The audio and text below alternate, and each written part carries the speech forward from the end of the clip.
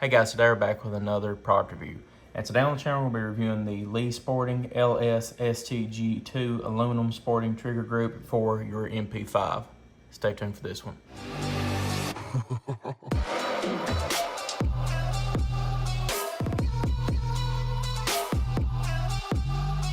Alright guys, we're back. Once again today we're going to be reviewing the LS-STG2 aluminum sporting trigger group by Lee Sporting. This one here is the MP5K PDW. This is the one for the housing with the K front shelf. So, before we get started with the review though, a very special thank you to Lee Sporting for sending out this lower to us for free to review.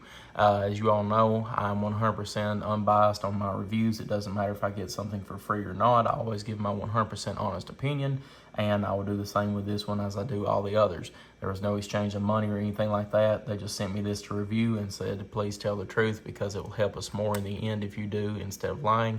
But like I said, we always tell the truth here on this channel, and let's go ahead and get started with the review.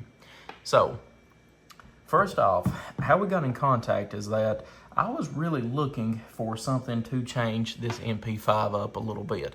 The main, concerns that we have with an MP5, SP5, SP5K is the original trigger, which is a long, spongy trigger, as you can see here. Something that lacks luster. With the fully automatic MP5 and MP5K, the trigger doesn't matter that much because, like I said, it's fully automatic, but here in the United States, unless you have a lot of money or a SOT Class 3s, you can't own a fully automatic. So we can only own this right here, the semi-automatic version, which this one right here has been short-barreled rifled by the ATF or, through the ATF. But anyway, still semi-automatic. So that trigger really does matter a lot more on these than it does a fully automatic, like I was saying earlier. So once again, you have the problem with the long spongy trigger that is a little bit heavy, and you also have a problem with the safety.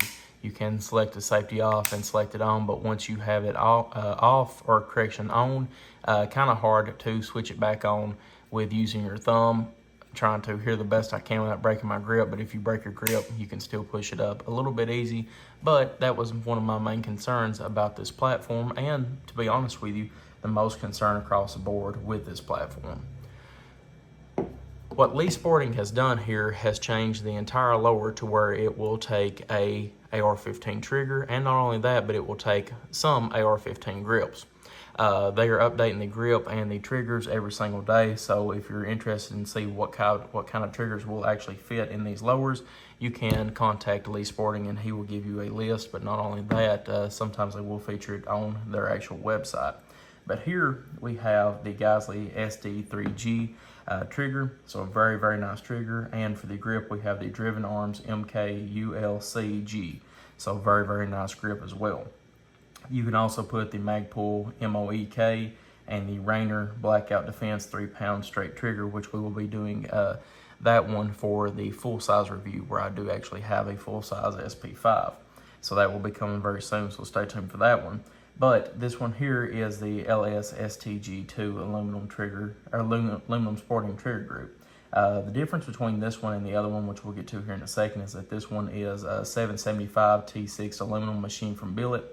The ejector lever is machined from 4130 or 4140 steel and PVD 10 coated. Pictograms are enamel filled and comes completely assembled and ready to install. If I had to persuade you all in one way or another from my findings, is that I would rather get one that is fully built from Lee Sporting than find one that is not built and build it in myself. The main reason I'm saying that for is that you have to do a little bit of adjustment to the Geisley trigger for it to fit perfectly in here. Lee knows what he's doing, so if I was you, I would just buy a fully built one if you're interested in buying one of these. So that being said, the other one that they are offering, which we'll throw up a picture right now while we're talking about it, is the LS5 STG. The difference with it is that it is a 6160, if I'm not mistaken, aluminum housing. So pretty good aluminum steel, not as good as this one here, but it has actually safe and fire instead of the pentagrams. Personally speaking, I like the pentagrams better and the better aluminum. I'm not sure how long that they're going to be offering this higher grade aluminum for. I'm not sure myself, to be honest with you all right now, but if I had to pick one, I would go for this one here because I just absolutely love the pictograms, even though it doesn't go all the way over to the fun switch, I guess you would say. But they do offer these for the full-sized semi-shelf, the full-size push pin, the K semi-shelf, and the K push pin. So it doesn't matter what type of MP5 or MP5K clone you have, they've got one to fit for you. So guys, getting on into the actual review itself, you have a lot better trigger.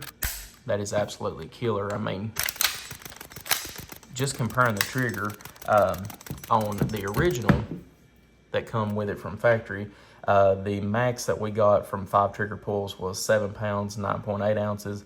The minimum that we had was 6 pounds, 7.8 ounces. And the average we had out of them 5 pulls was 7 pounds, 4.2 ounces. So like I said, you have a really, really long trigger pull. You can see here, break, reset, and trigger reset is very long as well. So like I said, in fully automatic, it doesn't matter that much, but in semi-automatic, the trigger makes a big difference. So as you can see here, the trigger itself in this one is absolutely killer. Let's go ahead and do a pull on it and see what it reins in from. Let's go ahead and turn this off just so we have it reset.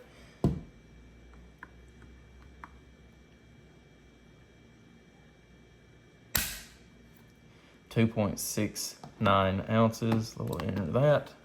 Let me re-rack the charging handle.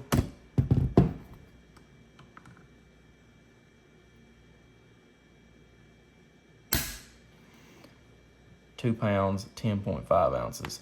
So very, very good trigger. So not only that, but looking at the resetting as well, which we'll do a quick pull, pow. Here's the reset. So very, very quick reset and very, very quick trigger in itself. So to be honest with you guys, you can fire this as close as you can to fully automatic without it being fully automatic, which absolutely blows my mind. But guys, I cannot talk any bit higher on how good this trigger feels in this system here. Not only that, but you now have a very well built aluminum lower that you know is going to last better than the polymer lower that comes with it from factory. You have the AR-15 safety lever switch, as you can see here. You can easily actuate it on and actuate it off just like an AR-15. You have the AR-15 grip, which is better than the normal MP5 grip, to be honest with you. And you also have a way to actually hit the button here that actually had no use in it beforehand, but now if you would like to extract your mags by using the button, you can. I have medium to large size hands and it is very easy for me to hit it, even though I still do like the actual lever here to release my magazines better. But if I'd like to, I can now use that actual release button. So that's very, very nice. But guys, overall, I cannot speak any higher on this lower. I think that this is actually a game changer for the MP5, MP5K platform. Like I was saying earlier, you have a long trigger pull, and this right here turns it into a race gun.